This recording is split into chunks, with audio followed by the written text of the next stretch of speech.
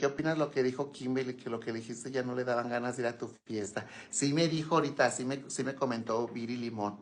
Sí me dijo, ay, Chuy, ese video que subiste, que dijiste, que sabe qué tanto.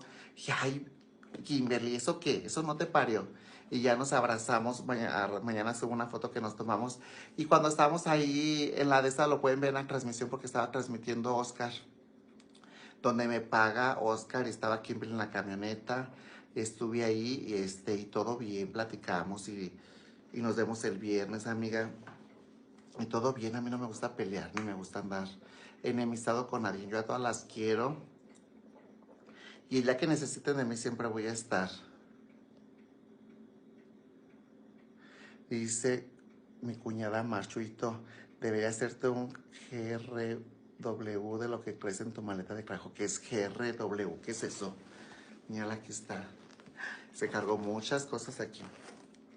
Todo, mira.